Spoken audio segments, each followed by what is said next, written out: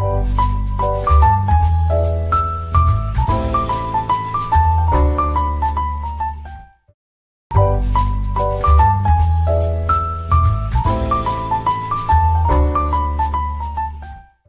nessa aqui? Muito boa noite, tudo bem? Estamos aqui para mais um Ncast e hoje o papo é fantástico. A gente já estava aqui conversando antes. Opa! A gente já estava aqui conversando antes do programa. Tem muito assunto, então já prepara, já compartilha para geral. Estamos ao vivo no YouTube da OK TV, no Instagram da OK TV. E antes de eu chamar minha convidada para ela se apresentar, que ela tá aqui me olhando com o olho, calma, a câmera não tira pedaço. Eu queria falar dos nossos patrocinadores, porque se não fosse eles, nós não estaríamos aqui. Primeiramente, os estúdios da OK TV, toda essa infraestrutura que nós temos de transmissão ao vivo para o YouTube, para o Instagram e para todos os nossos retransmissores. Queria agradecer a você, nosso público. Agora, no mês de janeiro, nós batemos mais de 18 mil pessoas acompanhando somente através do nosso aplicativo e dos nossos retransmissores, isso não contando Instagram e YouTube. Muito obrigado de coração por cada pessoa que nos acompanha, que compartilha, que compra a briga dos estúdios OK TV. Queria agradecer ao meu nutricionista, o Caio, a Mega Solution Suplementos, ao Luiz e a minha personal, Laís Frois. Mas vamos parar de enrolação, falar de patrocinador. Eu quero apresentar aqui a minha convidada, a Raquel, que é a responsável pela Associação Mães Coragem. Raquel, os microfones estão abertos. Se apresenta quem é a Raquel. Fique à vontade aí. Boa noite já, né? Ia dar boa tarde, boa noite. Primeiramente, é um prazer, eu, em nome da Associação Mães Coragem, agradecer, Rafael, pelo convite. Não poderia deixar de agradecer ao Ícaro, né, por essa ponte, que ele é um querido, é o pai de Neuzinha, né? Uma criança com autismo que ainda não está na nossa associação sendo assistida, mas que a gente já tem acesso, né? A gente já se conhece há algum tempo. E na caminhada do diagnóstico a gente se conheceu, né? E a gente pôde ser ponte na vida dele, na vida da Bruna. Então, agradecer esse convite. E estamos aqui para esse bate-papo gostoso, para esse histórico que faz parte da minha vida e que eu amo falar sobre. Que massa, que massa. Não pode esquecer do Ícaro. O Ícaro é parceirão, Neuzinha. Toda a família dele, todo o pessoal é fantástico. Mas, Raquel, me conta um pouquinho. Como é que você entrou na causa do autismo? O que que levou a essa situação, essa necessidade de abrir uma associação e de comprar essa briga? Então, Rafael, eu, ao longo de muitos anos, né, busquei uma possibilidade de engravidar. Tive algumas idealizações, né, ao longo de um período de casamento e descobri que eu não poderia engravidar, precisei fazer tratamento. E aí, Papai do Céu me abençoou com uma gestação maravilhosa depois de um tratamento que eu fiz nas questões de ovário, né? Uhum. E engravidei. E aí, idealizei toda a minha gravidez, correu tudo bem, não tive problema nenhum. Pelo contrário, foi uma gravidez super saudável. O nascimento tudo perfeito, né? Meu filho mais velho tem 14 anos hoje, né? O Pietro. E o Pietro nasceu super saudável, recebeu alta antes de mim, Caramba. né? No sábado de manhã, o pediatra já passou, eu ganhei ele numa sexta-feira, aniversário de Cabo Frio, né? 13 de Caramba. novembro. E aí, quando o Pietro nasceu, aquele período, né, inicial de ser mãe, né, de primeira viagem, como diz. E eu não tinha conhecimento nenhum, né? Naquela época, o Pietro nasceu em 2009, não se falava de autismo, não existia legislação, então tudo normal. E ao longo dos anos, né, eu busquei uma possibilidade, depois que o Pietro cresceu um pouquinho, comecei a trabalhar. E aí eu deixei ele com a minha irmã, me dando um suporte enquanto eu trabalhava. E para minha surpresa, um belo dia, minha irmã fez uma corrente russa aí, uma equipe volante, juntou a família toda e levou meu filho num projeto que tinha de psicomotricidade na Estácio, que era realizado pela falecida Ana, uma querida.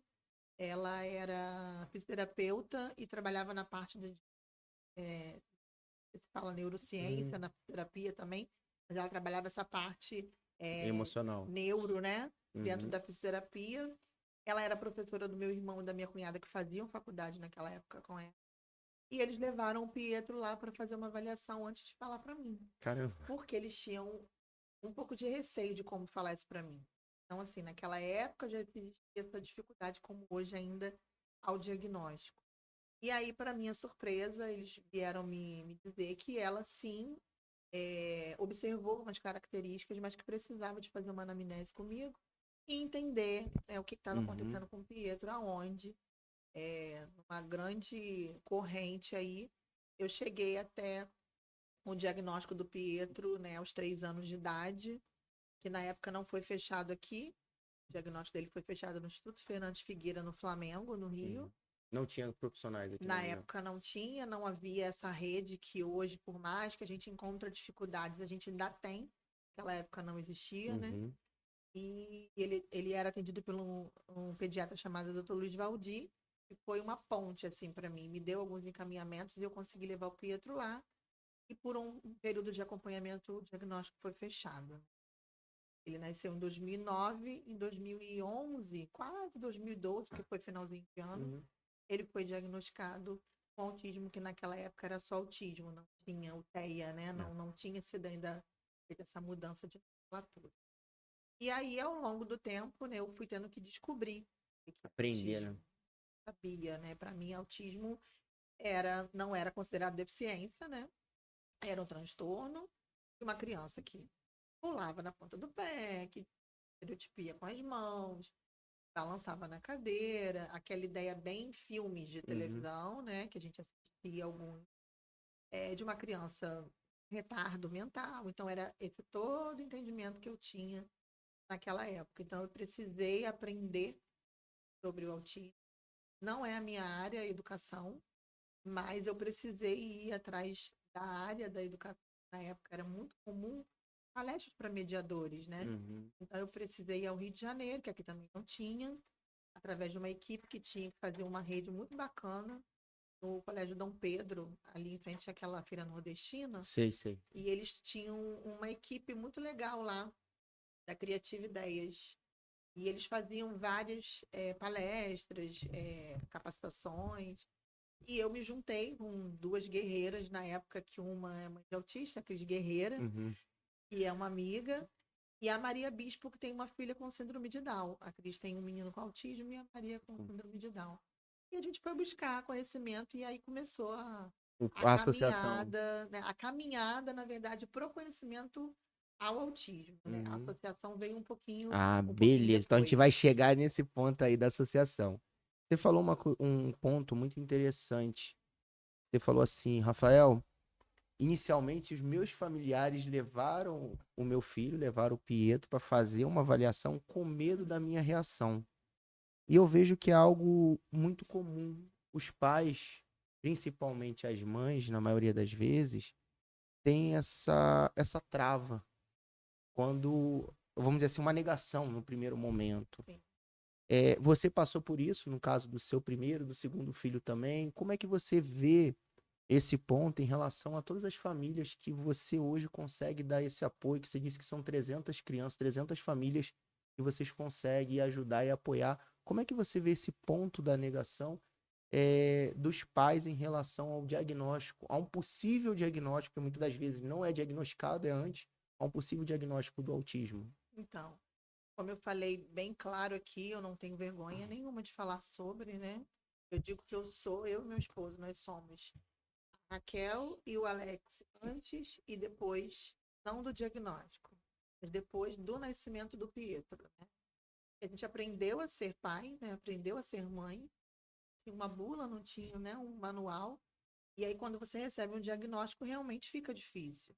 A gente sempre foi muito popular, no Uhum. sentido de ser pessoas muito conhecidas, muito envolvidas, né? Com muitas pessoas ao nosso redor. E a primeira ideia é o preconceito, né? O que vão dizer da Raquel e do Alex, da família? Então, assim, a minha irmã teve muita sabedoria. Eu sempre falo muito isso toda vez que eu posso. Ela deve estar me ouvindo, que ela falou que ia assistir. Teve muita sabedoria junto com meu irmão, com a minha cunhada, para dar esse caminho, né? E assim, até aproveitando a oportunidade, um toque. A gente precisa entender que toda família, toda pessoa, ela tem reservas que são internas, de repente ninguém sabe. Se você conhece daqui para fora, o externo, aquilo que você expõe, é muito fácil de se entender, É uma casca, né? né? Mas dentro de você existem muitas reservas, muitas coisas que você pode dar um choque numa pessoa de forma negativa em vez de positiva. Quando ela veio falar que o Pietro tinha característica de autismo, que levou lá na Ana, na Gabi, e foi feita uma avaliação, na minha concepção, eu precisava ouvir isso de um profissional. Bastava só ela, tipo, quem é Uhum. ela para falar isso para mim, né? Mas ela teve a sabedoria de me conduzir a um profissional. Ela Legal. teve a sabedoria, não simplesmente assim, né? Como acontece muito. Ah, seu filho tem alguma coisa de autismo. Vai investigar isso aí. Olha, ele é diferente do Joãozinho. Tá vendo o que o Joãozinho faz? Ele não faz. Então, a forma, às vezes, que você coloca essa observação, ela é um risco. Que você, em vez de trazer vida, você traz a morte, você traz um peso para aquela família. Então, E, isso também é um problema, às vezes. e às vezes acontece até na própria escola, né? Que o professor não tem o preparo e quando vai reportar isso pro pai, acaba reportando de uma forma que Uhum. acaba magoando. Sim. Porque eu acredito que, tipo, pra um pai deve ser muito triste a pessoa chegar e jogar assim, pô, e o pai ficar assim, caramba, poxa, mas meu filho, não. Aí entra o que você falou, a questão do preconceito, a questão do medo. Poxa, o Uhum. que que vão falar? Como que eu vou cuidar do meu filho? O que que eu vou fazer? Então fica até um toque, como você falou, uma dica, saber como reportar as coisas de uma forma que não machuque.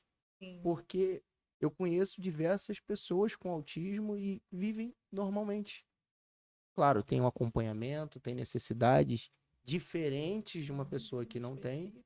mas vive tranquilamente e hoje amparado na lei, porque hoje já existem projetos de lei focado exclusivamente, que agora é chamado de TEA, né, transtorno do espectro autismo, que já ampara e facilita. E na sua época, como você contou, há 14 anos atrás, não existia, e muita da gente não sabia nem o que, que era afinal. Uhum. Exato. E você falou uma coisa interessante, essa questão do chegar para a família, né? E se colocar. A gente até entende que, às vezes, a angústia de quem está observando, que a gente naquela Queria ajudar, né? correria, né? A gente peca, às vezes, por excesso, né? Então, às vezes, a gente acaba se colocando numa condição de que a gente, eu quero ajudar, então deixa eu falar, não, essa pessoa precisa de suporte. E aí a gente precisa entender que existem caminhos. Hoje a gente pode falar isso, porque a gente tem redes, Uhum. né, que dá esse suporte. Existem alguns caminhos que são viáveis a essas famílias. Não estou dizendo aqui que só um profissional pode fazer isso. É uma pessoa que tem um entendimento sobre, até assistindo um podcast, assistindo uma palestra, vendo, de repente, um programa de televisão, pode sim. Olha, tá vendo isso? Semelhante, é parecido, mas procura um profissional, né? E quando você fala da escola, há uma incidência muito grande que a criança, até os 2 anos de idade, principalmente na creche, isso é muito comum. Ela começa a apresentar comportamentos estereotipados, diferente de outra criança, e aí a auxiliar não tem preparo, a professora não tem o entendimento, e aquele... esse menino tem um probleminha, essa menina. E aí esse probleminha vira um problemão. Porque dependendo da família que recebe essa palavra, dá até processo, né? Porque quem sou eu para diagnosticar a professora, eu como mediadora, como auxiliar, para dar um diagnóstico, né? Sentenciar aquela pessoa dentro Uhum. daquele diagnóstico. Porque a gente estava até conversando Vem. antes aqui sobre isso, sobre a questão dos diagnósticos errados. Você pode, de repente, ter uma impressão de alguns comportamentos que são comportamentos de criança, né? Uhum. Comportamento de criança que não é uma criança que gosta de outra criança. Criança que gosta de criança maior e com criança menor, ela fica super irritada. Criança, às vezes, que não olha no olho. E Uhum. aí você pega esses fatos isolados e fala, é autista. Então, assim, a gente tem que ter esse cuidado, porque a gente está falando, antes de qualquer diagnóstico de uma pessoa, a gente está falando de uma família que está por detrás dessa pessoa, uma caminhada que essa pessoa, enquanto criança, vai crescer, vai ser adolescente, vai ser jovem, vai ser adulto, e a gente pode, de repente, dar uma impreensão ou um diagnóstico sem a gente ter realmente as ferramentas necessárias para isso. E acaba destruindo, às vezes, uma família, porque você pode dar um diagnóstico errado, com esse diagnóstico errado, quebrar emocionalmente os pais, e aí você plantar uma sementinha na cabeça deles, não, meu filho tem a doença, meu filho tem o autismo, e ele começa... Que não é doença, que É às um vezes a trans... pessoa tem essa ideia, né? Uhum. Ai, meu filho é doente, né? Ah, disseram que Não, o meu filho é autista. Meu filho é doente. Autismo não é doença. Aí a pessoa não. já acha logo, Aí já cria, foi né? Já... justamente nesse ponto que eu toquei que não é doença, da doença, porque a Uhum. pessoa ela cria essa situação na cabeça dele e aquilo ali começa a gerar um monte de coisa na cabeça dela e aí ela começa, tem dependendo de como tiver, acaba, vamos dizer assim, causando problemas emocionais, Uhum. porque a pessoa entra numa pira, Sim, tudo porque uma pessoa que não tem a capacidade de gerar o diagnóstico virou e falou o que não deveria falar. sim. E quando você falou sobre essa questão de doença, me veio algo aqui à mente. Infelizmente, nós somos preconceituosos. E aí, meu filho é doente ou ele é deficiente, a palavra deficiente para algumas pessoas tem um peso negativo. Uhum. Por quê? Ser deficiente é faltar algo, né? Ou você tem um membro inferior, um membro superior, ou você não tem a visão, ou baixa visão, ou Uhum. muitas vezes a questão auditiva e comportamental que vai entrar na questão intelectual, Uhum. né? Então, ele não fala direito, ele não atravessa uma rua, ele não sabe responder, não, ele não entende isso não. E aí, esse preconceito que existe humanamente falando, é o que acontece com muitas famílias na hora do diagnóstico, de forma errada, equivocada, que não prepara essa família, né? Como eu falei para você, eu quando fui mãe, eu não recebi uma bula. Eu sabia que as minhas irmãs já tinham Uhum. filhos, né? O meu irmão tinha filhos, tinha um filho, tinha uma filha. A minha mãe teve os filhos dela, que eu sou a mais nova, não acompanhei, mas eu tinha noção do que era ser mãe. Troca uma fralda, dá um Uhum. banho. Quando crescer, você vai segurar na mão para atravessar a rua, Você vai puxar levar a para a orelha. escola. Normal. Agora, ninguém me ensinou que quando eu tivesse um filho, seja ele com uma doença, seja uma doença crônica, Uhum. uma doença biológica, uma questão física ou uma questão de deficiência, ninguém me ensinou isso, porque até na minha família, até que se prove o contrário, a gente não tinha diagnóstico Nós de ninguém. nenhum. Agora tem um monte. Tem vários agora que a gente tem, né, Já conseguiu o diagnósticos. diagnóstico. A gente está com uma incidência grande na nossa família agora, ao longo dos anos. Uhum. Eu, se eu não me engano, acho que são 5. Vou errar, deixa eu contar aqui nos dedos. Com o Pietro e com o Henri, acho que são 5.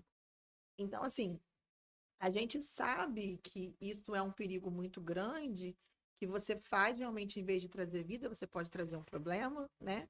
Pela falta, às vezes, de saber como lidar com isso. E aí tem esse peso, né? Nossa, mas ele é doente, ou ele é uma pessoa com Uhum. deficiência, né? E é um peso que criado pela própria mídia, porque como a mídia ela não sabe o que realmente de fato é o autismo, porque ela não quer saber de analisar a informação antes de passar, não, ela só joga porque ela quer causar Uhum. impacto. Quando o pai e a mãe recebe de um professor um feedback, olha, seu filho pode ter, ele já vai fazer o quê? Já vai criar na cabeça assim, não, peraí, eu vi na mídia que isso é uma doença. Eu vi na mídia que isso é uma deficiência. E aí vai começar aquilo na cabeça, não, meu filho é doente, meu filho é isso. Uhum. E acaba causando um embaraço na família, um É. problema muito grande. E Raquel, quando é que surgiu, assim, de fato, de verdade, a ideia de criar uma associação e falar assim, pô, olha, eu passei por essas dificuldades, eu tive que tomar na cabeça, eu tive que correr atrás porque não tinha informação. Agora eu vou criar uma associação, eu vou comprar a briga, eu vou entrar para o movimento. Então, como eu já havia lhe falado, Pietro nasceu em 2009, em Uhum. 2011 para 2012 o diagnóstico dele foi fechado e Certo. naquela época a gente tinha que ter, como hoje, né? Uhum. Depois do diagnóstico, a intervenção, né? Que são as terapias. E nós não tínhamos na época condições de pagar muitas terapias. Pietro tinha até um plano de saúde, e eu conseguia custear com esse plano de saúde uma terapia que era a fonoaudiologia. Nessa época, a gente tinha uma incidência menor de autismo, e a gente tem a APAE, né, em Cabo Frio, e a APAE estava recebendo alguns autistas, que hoje o número aumentou absurdamente lá, a fila de espera é gigante, né? Pelo número de pessoas que hoje necessitam do Hoje atendimento, você né? tem noção de quantas pessoas são? Essa questão da quantidade de pessoas na De fila? autismo, De, au- o que lá na PAI? na PAI? Olha, se eu não me engano, eu acho que lá são 400 assistidos entre aqui e Tamoios, que a gente Uhum. sempre tá, É, o pessoal do administrativo lá tá sempre em sempre contato. falando, né? Colocando Uhum. isso, a gente acaba sabendo. Eu acredito que uma boa parte, assim, mais que para metade é autista. Caramba. É, tem um públicozinho bem grande mesmo. Tanto mais na questão mais precoce, né? Uhum. E um pouco Mas, maior até a questão da adolescência, mais ou menos. entendi. Tem alguns adultos também, né, que já eram assistidos lá anteriormente. Ah, entendi. Então, assim, eu fui atrás da PAI, né? Desculpa. Nada? Para buscar essa ajuda, esse suporte. E fui muito bem recepcionada, como até hoje o Pietro está lá na PAI, né? Graças a Deus, sempre foi muito bem assistido, né, lá na PAI. Então, esse caminho foi a partir do movimento, né? De conhecer algumas mães, a gente começou a se encontrar na recepção da PAI. E eu sempre gosto de falar muito isso porque a sociedade civil, ela muitas vezes tem um olhar muito diferente do que você pensa, né? Porque as associações, as ONGs, né, as instituições sem fins lucrativos, elas têm aquela ideia de que é uma casinha, né? É lá no fundo, né? E a PAI tem uma estrutura muito grande, porém é uma sociedade civil organizada, né? Então, assim, foi um prazer muito grande poder colocar o Pietro lá e poder saber que outras famílias que estavam lá na mesma situação que eu, buscando o mesmo que eu, estavam recebendo lá isso, mas que não tinha força da porta da PAI para fora. Então a gente tinha todo o amparo lá na Quando PAI, entrava na mas PAI, quando fora da saía. PAI a gente não tinha. Por quê? A gente não tinha um movimento, se falava pouco de autismo na cidade, então as escolas não tinham um trabalho específico com autismo. Teve uma época que teve até um movimento dentro da Secretaria de Educação, né? E naquela época, né, 14 anos atrás, 10, 12 anos atrás, é, tinha lá suas questões governamentais, né? Os seus gestores. Uhum. E aí, naquela época, a gente começou a pensar assim: a gente precisa de amparo, a gente precisa de suporte. Eu tive que buscar atendimento fora do domicílio para fechar o diagnóstico. Lembrando que a PAI dava todo atendimento terapêutico, né? Tinha uma psiquiatra ou neurologista, não lembro qual era a especialidade dela na época, que na época não tinha muito entendimento de autismo também, os profissionais da área da saúde em Cabo Frio, então não se fechavam tantos diagnósticos aqui, por isso esse atendimento fora do domicílio, né? E aí a gente começou a pensar, a gente vai ficar só aqui na PAI, trazendo nossos filhos e vamos embora para casa? O que que a gente pode fazer para que a gente possa trazer mais políticas públicas? O que a gente pode fazer para a gente poder saber quem nós somos, né? Quantos somos, para onde vamos, o que que vai ser o futuro do meu filho? Quando ele crescer, como que vai ser? Como que é a questão das escolas? Aí vieram algumas questões com relação ao auxiliar de classe, porque aí já era mais de 2012, né? Já era 2014, Uhum. quando a gente começou o movimento. E aí a PAI abriu as portas para a gente fez o primeiro evento dentro da PAI. Não. Nós não éramos uma associação ainda organizada dentro, Uhum. né, da sociedade civil, nós éramos um movimento, nós éramos um grupo de mães, Uhum. que foi considerado por algumas pessoas o grupo da panela, que a gente era a panela que fazia comida boa e por isso que a gente está aí até hoje. E esse grupo da panela começou a se reunir a partir daí para trocar, para conversar, para desabafar, para receber, para ser acolhido. Uma coisa que eu lembro muito que acontecia com a gente era a questão de atividades externas. Escola, Dia dos Pais, Dia das Mães, festa junina, carnaval, Páscoa, qualquer apresentação que tivesse na escola, muitos não participavam. Dia das Mães, Dia dos Pais, que era aquela coisa linda que você queria receber uma Uhum. homenagem, não acontecia com muitos. Por quê? Porque as escolas não adaptavam as suas Seus eventos. festividades, seus currículos dentro da questão educacional para poder dar suporte para essa criança poder participar, para essa mãe, para esse pai participar. E aí a galera da panela começou a se Fazia. reunir. Vamos se reunir na casa de fulano, que tem um quintal bom? Então vamos para lá. Madeleine, meu amor, saudade de você. Madeleine, a filha dela hoje tem, acho que quase 30 anos. É uma guerreira, uma mulher maravilhosa, que tinha uma casa muito boa. Ela foi embora, acho que para o Paraná. Uhum. E a gente se reunia muito lá na casa da Madeleine. Dia das Mães, Dia dos Pais, festividade, Dia da Mulher, que a gente fazia questão da gente se reunir nesse dia. E aí a gente começou ali a entender, a gente não pode ficar só no grupo da panela. A gente precisa fazer essa panela virar um caldeirão. Então vamos nos movimentar. E aí a gente foi buscar, através do legislativo, né, aquilo que era direito garantido por lei, que não era mais favor. Já existia uma legislação que amparava o autismo dentro da classificação de pessoa com deficiência, que é a Lei Berenice Piana. E aí a gente foi para a Câmara Municipal, aonde a gente foi muito bem acolhido, a gente foi muito bem recebido pela Câmara Municipal e a gente pôde apresentar a ideia, né, de trazer para o município uma data, que, né, dia 2 de abril, que é a data criada pela ONU, como Dia Mundial de Conscientização do Autismo. E aí a partir dali, a gente fazia movimentos anuais. Então a gente foi para Praia do Forte, fez a primeira caminhada, começou a se movimentar na cidade. E é o que a gente faz até hoje, né? Esse ano, agora, dia 2 de abril, a gente faz 10 anos de existência, né, enquanto movimento. A associação ela foi legalizada em 2020, então esse ano a gente faz 4 anos de CNPJ e 10 anos que a gente está nesse movimento louco, que eu digo para você que é muito louco, porque você com certeza vai entender o que eu falo por você fazer o trabalho que você faz aqui. Administrar uma empresa não é fácil, apesar de ser sociedade civil, a gente tem responsabilidade. E hoje a gente tem uma responsabilidade com a sociedade. A gente tem hoje uma responsabilidade com essa mãe, esse pai, essa avó, essa tia, que muitas vezes manda mensagem para a gente desesperada, como eu recebi ainda agora aqui na hora que eu estava falando com você.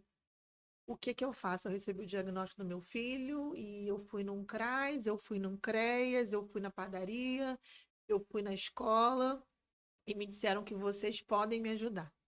E aí, como que a gente ouve isso e o que que a gente vai fazer? Vai virar as costas? Vai fechar os olhos? Não tem como, né? E é nessa hora que o olho enche de lágrimas. Porque a dor que essa pessoa sente, não pelo diagnóstico, mas por saber o que eu vou fazer agora. Qual é o futuro que meu filho vai ter? Como é que eu vou cuidar dele? Ainda mais nesse mundo louco que a gente vive. Qual escola que ele vai estudar? Como que eu vou conseguir manter as terapias? Que a gente sabe que não são poucas. A gente falou do Ícaro Neuzinhas, que faz 4 ou 5 terapias. E a correria?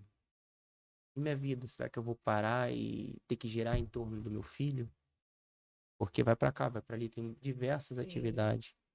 E aí é que entra o trabalho fantástico que vocês têm feito de justamente dar esse apoio, dar esse suporte que na real era para o governo dar, era para... Porque hoje o que é feito é muito pouco. Pô, a PAI é fantástica. O trabalho da PAI é lindo. Inclusive, eu tô esperando vocês me responderem pra gente marcar o nosso encontro aqui no podcast. Já fica mais direto. Mas o trabalho é fantástico. Só que eles não têm braços fora daquilo ali. É pouco, né? É pouco, porque o que é a muita PAI coisa. falou é grande, mas é pouco diante da demanda que a gente tem. Você me perguntou dos assistidos da PAI, eu queria tentar trazer para você um número do município, né? Eu sou louca, tá? Não tenho cara não, mas eu sou assistente social. Legal, Eu legal. não sei se o Ícaro te falou. E eu trabalho no município, então eu tenho a via dupla, né? Eu sou sociedade civil e sou assistente social na superintendência da pessoa com deficiência. Legal. E alguns anos atrás foi criado um cadastro chamado CAD-PCD. E esse cadastro é justamente com esse objetivo, né? A gente tem uma boa articulação, não é só porque eu estou trabalhando lá, isso já existia antes. gente tem uma boa articulação com a superintendência da pessoa com deficiência, da Lina, minha chefinha linda. A Idalina é pessoa com deficiência. E aí a gente tem um grande trabalho, né? Para que a gente possa entender qual é o quantitativo de pessoas que a gente tem com deficiência no município e falando especificamente do autismo. A gente tem um gráfico, só que como ele é um programa que a gente não tem acesso direto, mas indireto, a gente não tem números. Assim, tem Entendi. tantos autistas, tem porcentagem. Então, nesse gráfico, o maior número dos que se Exato. cadastraram são Agora, autistas. vou te fazer uma pergunta. Quanto tempo essa superintendência existe? Esse ano vai fazer, não me engano, 2020, 2019. Eu acho que é 2019 ou 2020. Não, 2020 foi pandemia, Foi a né? pandemia. Eu acho que ela nasceu em 2019. Dalina, me corrija aqui no WhatsApp. Mas eu Aí, acho que é isso mesmo. Acho que é 4 ou 5 anos. em 5 anos, eu nunca ouvi a prefeitura falar sobre isso. Sobre a superintendência? Para você ver como que vocês fazem um trabalho fantástico, vocês dão suporte, vocês brigam, compra briga, mas quando eu digo que o governo não dá o apoio, divulgam tanta coisa. Divulgam a briga que não vai ter fogos de artifício. Divulga a briga que não vão liberar verba pro carnaval. Mas quando é para ajudar as pessoas, não divulga. Quantas famílias hoje poderiam estar sendo assistidas, poderiam estar entrando na estatística até mesmo, para montar um planejamento. Ontem eu estava conversando com um amigo e a gente estava falando sobre mancha criminal. Estava usando o exemplo da mancha criminal da polícia para explicar algumas coisas. A polícia, para montar a estratégia dela, ela precisa de estatística. Vocês, para montar a estrutura de como vocês vão atender, da forma que vão atender, qual é a ação que vocês vão fazer, vocês precisam de estatísticas, precisam de dados. Esse é o objetivo do Do CAD, projeto. né? Do CAD. E cadê a prefeitura batendo em cima? Vocês, desculpa a expressão, vocês se matam fazendo uma coisa, enquanto quem tem o poder de divulgar, não divulga. Quando você também falou uma coisa que eu ia aproveitar, né? Sobre a questão do que se faz nas instituições, né? A gente não tem só a APAI e só a Associação Mais Coragem. Existe uma outra associação chamada APA Casa Azul, que também tem um movimento também, né? Aqui em Cabo Frio. Aqui também em Cabo Frio, de pessoas com autismo. A presidente é mãe também de 2 autistas. Então, assim, a gente observa que a gente em que vive a realidade, a gente em que tem na pele, né?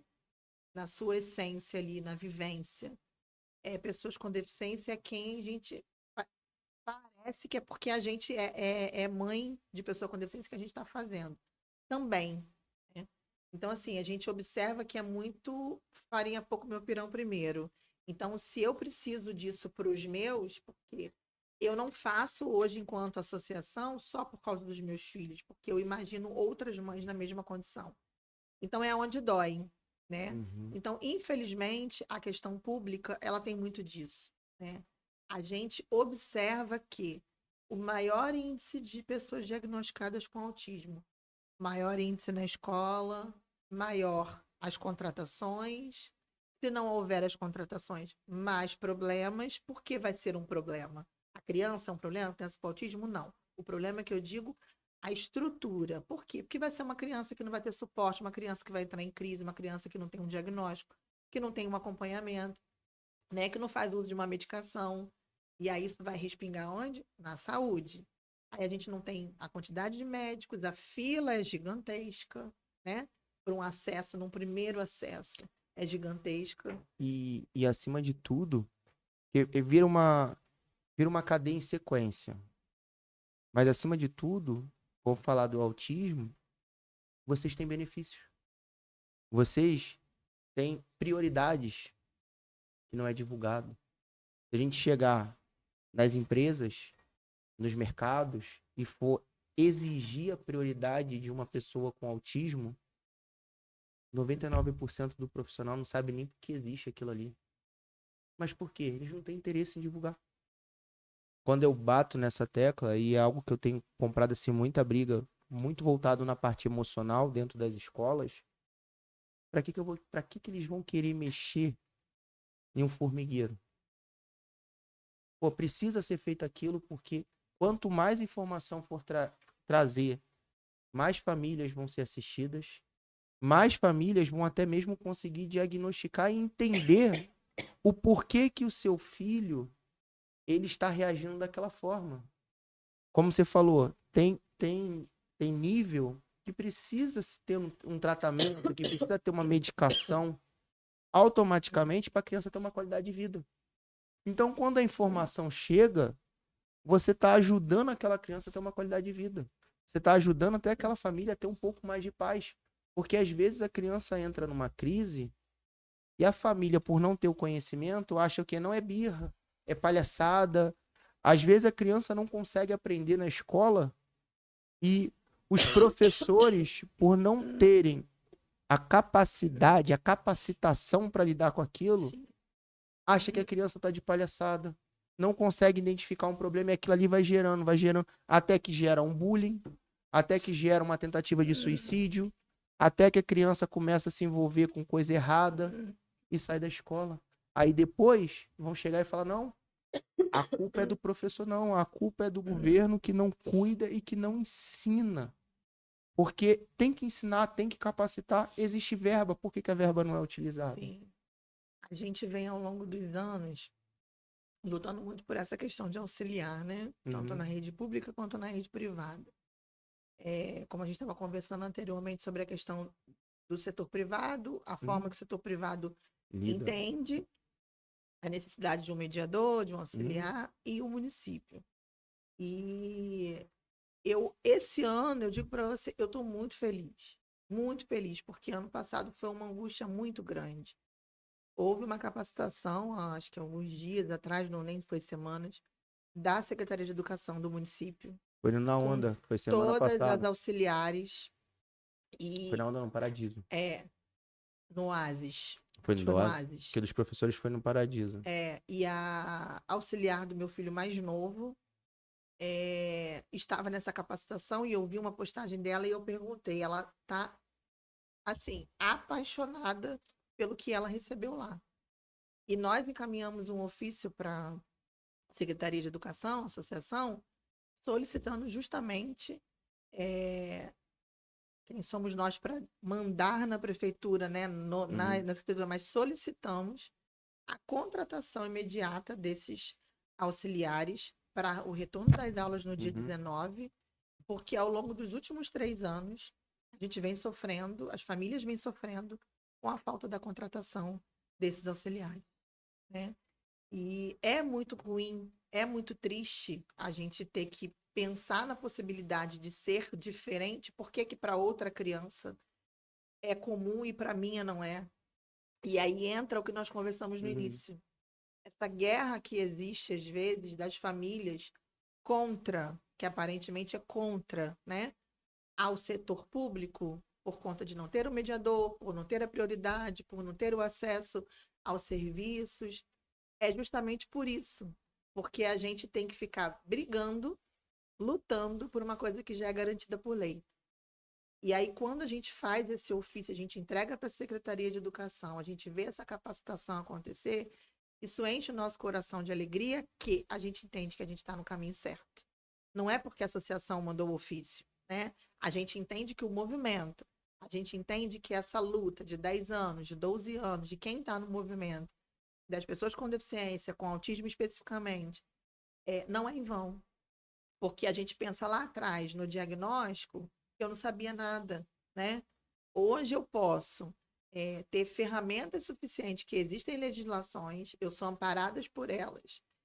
Posso hoje, enquanto uma associação, ter a oportunidade de ser parceira do município, porque é o que eu sempre falo, não é porque eu sou servidora pública, tá? Mas eu sempre falo que nós temos que ser parceiros. A gente não tem que ser inimigo. Isso aí. Agora, o que está errado precisa ser corrigido.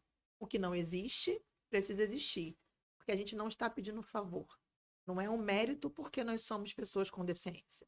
Não é mérito porque nós somos os especiais, conforme o dito popular. Não somos especiais. Nós somos pessoas, assim como você e como qualquer outra pessoa, cada um tem a sua especialidade de ser especial em alguma característica, mas não é por ser pessoa com deficiência, por ser autista. São pessoas com deficiência que existem legislações que amparam. Então, quando a gente consegue enxergar isso e ver isso acontecendo, a gente enche o nosso coração de orgulho. Então, assim, é um caminhar que a gente sabe que tem muito ainda para se conquistar, mas quando a gente vê acontecer, a gente precisa olhar com os olhos de que não é benfeitoria, né? O poder público, o município, não está fazendo isso porque ele é legal. Ah, o município foi legal, fez a capacitação. Não. É o dever sendo cumprido diante tá na daquilo lei. que já é estabelecido, né? E a gente tendo paz de que a gente vai poder colocar os nossos filhos na escola no dia 19 de fevereiro, sabendo que eles vão ter o mesmo suporte de todas as outras crianças, o mesmo direito, né? Que a educação é para todos, estar no mesmo âmbito, né? No mesmo De período ensino. de ensino regular de todas as crianças da cidade, né? Isso é você olhar e falar assim, pô, valeu a pena ser chamada de paneleira lá na frente. Valeu a pena toda a luta. E tipo assim, o que deixa triste, Raquel, é que a gente precisa gritar. A gente precisa se espernear para poder fazer uma coisa que está na lei. A capacitação dos professores, dos auxiliares, inclusive, acredito que você deve saber, mas existe uma brecha no MEC para isso. Inclusive para palestras educacionais para os pais de aluno. É uma verba, é garantida em lei. Mas cadê a prefeitura que faz? Quando a gente leva o projeto, tô te falando porque é um projeto meu, eu já encaminhei na mão de um deputado federal, que é as palestras nas escolas de combate ao bullying, suicídio, a prevenção das drogas e capacitação dos professores para lidar com o lado emocional dos alunos e os pais das crianças com alguma necessidade especial, está embasado na lei do MEC. O dinheiro, ele existe. Mas cadê o dinheiro?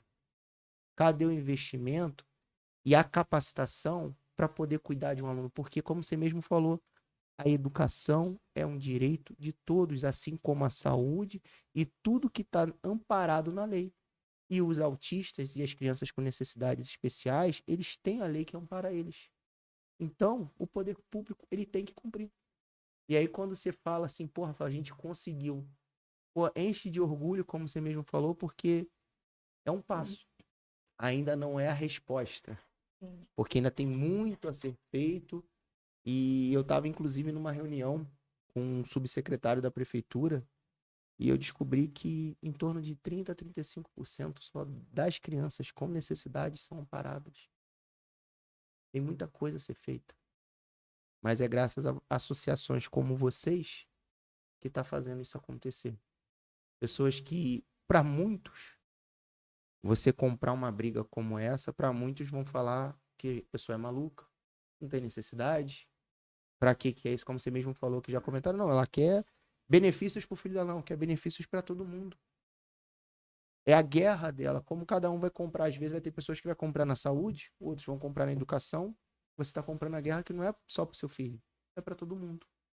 Entendeu? Então eu espero de coração mesmo que não sou candidato a vereador, não quero me envolver com política. Eu gosto é que seja feito o que é certo. E o lado emocional e o lado das crianças com necessidades especiais é algo que tem que ser atentado. Porque está abandonado. E não só as crianças, as famílias, os próprios profissionais. Se você chegar hoje na rede pública de educacional de Cabo Frio, os professores não sabem lidar. Eles querem fazer. Eles abraçam as crianças com o maior amor. Mas eles olham um para a cara do outro e falam assim, como é que eu faço? E quem tinha que dar o preparo é o governo e não dá. Isso é... E o pior é que a gente sabe que tem a verba. Isso é que dói. A gente sabe que tá lá. É só ter a boa vontade de pegar a caneta e falar, olha aqui, ó, vamos comprar essa briga. Vamos fazer acontecer. Aqui, ó, o papo tá massa. É muito assunto, é muita coisa. Mas a gente tem um prazo, um tempo.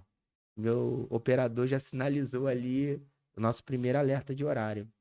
Eu queria que você falasse um pouquinho de como a associação pode estar ajudando as famílias, o que que vocês oferecem hoje e como as pessoas podem estar procurando a associação para receber esse apoio. A gente já vai falar de apoiar a associação, que é o ponto principal. Mas como as famílias das crianças conseguem receber esse apoio, o que que vocês conseguem ajudar elas em relação a isso? Tá. Rafael, eu queria só fazer algumas colocações com nossa conversa anterior, né? Uhum, É, a gente sabe, né, daquilo que a gente precisa. A gente, quando está vivendo, a gente uhum, sabe. E você fazer o outro entender isso é muito difícil. E hoje eu posso dizer para você que esses 10 anos que a gente vai fazer ainda é o início de muitas coisas que há por vir. Eu um dia fui só uma usuária. Meu filho era assistido na PAI. Depois de 9 anos, eu me tornei uma assistente social que hoje sou. Hoje eu estou do outro lado, enquanto mãe, enquanto profissional. Mas eu já estive lá, no lado só de ser uma uhum, usuária. Eu era uma usuária da assistência. Eu era conselheira do Conselho Municipal de Assistência como representante dos usuários. Hoje eu faço parte do conselho como, enquanto assistente social. Então, quando eu faço essa observação, não digo nem comparação, essa uhum, observação de quem eu era e de quem eu sou hoje, é que a gente tem que ter muito essa questão assim. Hoje eu não tenho o mesmo caminho que eu tinha antes, porque eu já caminhei, já cheguei lá, mas muitas famílias estão nesse caminho ainda. Então, o objetivo maior, eu acho que precisa existir, tanto nas associações quanto na questão do poder público, é não pensar só na questão de como aquela pessoa está, mas como ela vai ficar. uhum, E assim como isso pode acontecer na questão de você foi uma pessoa usuária e hoje você uma pessoa que está dando orientações sobre, existe uma questão também do autista, que é criança, e depois ele cresce. Então, as necessidades da criança, ela vai ser uma, mas o autista cresce. Então, a gente fala muito, são nomenclaturas que a gente acaba ao longo da caminhada uhum, aprendendo, que é criança com autismo. Criança com autismo. A criança vai ser adolescente, vai ser jovem, vai ser adulto. Então, é pessoa com autista. autismo. Então, a gente pensa muito no futuro. A gente não pensa só na questão Do só momento, né? educacional. A gente pensa na questão profissional, que ela um dia não estava nesse lugar, mas um Um dia dia ela ela vai vai estar. chegar. Assim como eu estive no lugar de usuário e hoje sou profissional. Fazendo só Não, um claro. parâmetro para você poder entender que É algo essas, muito essas além. coisas são importantes a gente pensar. Ah, tá preocupada com o futuro? Normal, quem se preocupa, né? Mas a gente olhar não só para as crianças, olhar para a pessoa com autismo, né? Em geral. E eu queria te pedir com todo amor e carinho só te fazer uma correção. Claro. Pessoa com deficiência, pessoas com necessidades especiais, a gente não usa mais esse termo, né? Uhum. Porque a gente volta naquela questão de que ele é uma pessoa especial. Não, Rafael não tem um diagnóstico, não tem uma deficiência, é tão especial quanto o Uhum. Pietro e quanto o Henri, Uhum. né? Entendi. Então, assim, a gente precisa fazer a sociedade e o Entendi. poder público entender que não são aquelas pessoas que, ai, tadinho, ele precisa Uhum. de suporte. Não. São pessoas com deficiência. Volto a falar da legislação. As leis garantidas, estabelecidas, né? Não são mais projetos de lei, são leis Uhum. que são garantidas que precisam ser efetivadas. Não por favor, né? Não por benfeitoria, mas sim por direitos mesmo legais. Não, Queria claro. só não perder a Não, oportunidade de falar claro. sobre isso, porque eu acho que é importante para quem tá Pensar na, na, assistindo na a gente. sequência e não só no momento. Isso. E aí, vamos lá. A associação, ela ampara 300 famílias de forma virtual, Uhum. tá? Na sua totalidade, nós temos 2 grupos de WhatsApp que a gente vem ao longo dos anos, desde 2014, acolhendo algumas famílias. E aí o número aumentou significantemente de 2 anos para cá. Depois de 2021, mais ou menos, a gente começou a ter uma demanda muito grande, né, de pessoas com diagnóstico. E aí a gente precisou buscar parcerias, né? Tanto públicas quanto privadas, para que a gente pudesse dar acesso tanto a esses autistas quanto aos seus familiares. Porque a Associação Mais Coragem, apesar da palavra mãe, né? Uhum. É uma associação que ampara a família, né? Entendi. A gente entende que A família é o elo principal. Então, se essa família não estiver bem assessorada, assistida, com suportes necessários, com orientações necessárias, essa pessoa com autismo não vai ter todas essas questões legais, né, no seu suporte de vida normal. Então, a associação, ela não atende diretamente 300 pessoas, tá? Só para deixar... Indiretamente. Hoje nós temos um projeto que eu digo para você que são os ganhos que a gente louca não desiste nessa loucura toda de 10 anos, que é hoje oferecido na instituição através de chamamento público do Fundo da Criança e do Adolescente do município de Cabo Frio, onde a associação é inscrita no conselho e participou, né, do último processo que teve chamamento público, foi aprovada e existe uma pequena verba, não é um valor absurdo, né, que deveria de ser por conta da demanda, mas que é um valor que tenha crescido muito a nossa instituição. Então, hoje a gente está atendendo 50 famílias, que a gente não fala só a criança, né? A gente recebe a família, faz esse acolhimento com atendimento social. Ali a gente faz uma entrevista, as crianças passam pela anamnese, os adolescentes passam pela anamnese, né? E a gente consegue dar atendimento técnico, né? De equipe multidisciplinar para essas 50 pessoas, né? Para essas 50 assistidos. Então, hoje a associação tem oferecido esse serviço direto lá no espaço que a gente tem alugado, ali em São Cristóvão. Depois, quando no final você falar sobre os patrocinadores, eu vou falar um pouquinho sobre a questão do nosso espaço.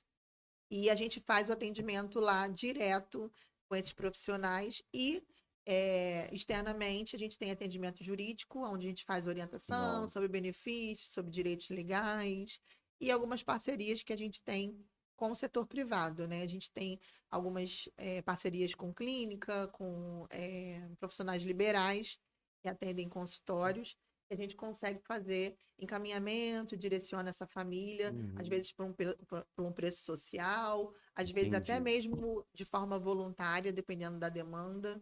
A gente consegue fazer essa rede aí para não deixar essa família sem amparo. Legal. Falando dos patrocinadores, aí agora sim, para quem quiser ajudar, contribuir, colaborar com todo o projeto, como é que essa pessoa pode estar fazendo? Pode deixar telefone, orienta como quem está nos assistindo agora que falou assim, não, eu não posso estar ali na briga todo dia, mas eu quero ajudar financeiramente ou de alguma forma a associação. Então, como eu falei, a associação é alugada, né? Nós temos um espaço alugado em São Cristóvão. Especificamente, essa verba que veio para esse projeto, ela não pode custear aluguel. Então, antes desse projeto, a gente já pagava aluguel e continua pagando. Esse projeto ele é uma verba específica para o projeto, para desenvolvimento do projeto. E aí a gente tem uma luta aí administrativa mensalmente ao longo desses 3 anos que a gente tem esse espaço alugado, né? Foi 1 ano num local e 2 anos agora nesse espaço atual. E a gente tem um aluguel significativo aí de um pouquinho mais de R$1.000, né? Com algumas despesas. E a gente, todo mês, não sabe como que a gente paga. Graças a Deus, até hoje a gente nunca deixou de pagar. Mas é sempre muito difícil. E hoje mesmo eu falava sobre isso com uma pessoa que nós não temos muito esse perfil de ir para a mídia, a nossa própria rede mesmo lá, social, está pedindo, está solicitando. A gente sempre procura de uma forma muito carinhosa, porque a gente entende que a vida está difícil para todo mundo. Então, assim, eu não tenho muito esse hábito, enquanto presidente da associação, de fazer esse movimento. Mas, como diz o ditado popular, a necessidade faz o galo cantar, né? É isso aí. E o galo tá cantando aí alguns dias aí para frente. Esse mês a gente tá bem apertado para pagar o aluguel. E aí eu até falei isso com essa pessoa hoje. Eu falei, não, hoje eu tô determinada e ter a oportunidade, né, que o Rafael tá proporcionando pra gente, de publicizar isso, né, que a associação realmente tá com essa dificuldade mensal. Nós temos uma contribuição todo mês de uma pessoa que ajuda a gente, mas é um valor simbólico, não um valor que consegue custear todo o aluguel. Então, a gente sempre precisa fazer movimentos como rifa, no período de inverno a gente faz caldos, agora no verão a gente faz almoço, bazar, mas realmente é muito difícil a gente conseguir alcançar. Então, a gente tem o nosso CNPJ, a nossa conta lá registrada, tudo direitinho, Eu posso deixar com você para depois. Depois da gravação, quando o Uhum. YouTube processar, eu coloco aqui embaixo na descrição. Sim, inclusive, Rafael, às vezes a gente pensa assim, ah, eu não tenho como ajudar com R$ 100, porque a gente pensa assim, pô, vou dar R$ 10. Eu lembro muito de uma questão de oferta, né, Uhum, de igreja, que a oferta da viúva, né? Então, uhum. assim, essa coisa de você, é, ah, mas eu vou dar uma moedinha, sim, Que a qualquer sua valor moedinha vai com 1.000 somando com a outra. moedinhas vão fazer muitas moedinhas, né? Então, assim, é o que o seu coração desejar, né? O que o seu coração puder fazer, para a gente poder não parar o nosso trabalho. Como eu te falei, hoje a gente consegue atender 50 famílias. Essa verba ela não destina para isso. Uhum, Então não adianta a gente ter verba para poder a gente pagar a equipe e o projeto e a gente não ter o aluguel pago, porque a gente não vai ter aonde atender. Então a gente realmente faz esse apelo, né? Solicita essa parceria de quem está ouvindo a gente, de quem está assistindo a gente, não como forma de caridade, mas sim como um desejo de tudo isso que a gente conversou aqui, uhum. né? Eu estou semeando, eu estou plantando para uma colheita futura, para uma criança com uma qualidade de vida, que daqui a pouco vai se tornar um adolescente, um jovem, um adulto, que pode ter a sua vida totalmente Transformar. regular se ela tiver acompanhamento adequado, que é o que a gente procura oferecer lá nos atendimentos. Top, top. Eu vou deixar aqui, vai estar aqui embaixo na descrição quando o YouTube terminar de processar o vídeo. Geralmente leva umas 2, 3 horas. Você me manda certinho que eu vou, Uhum. coloco.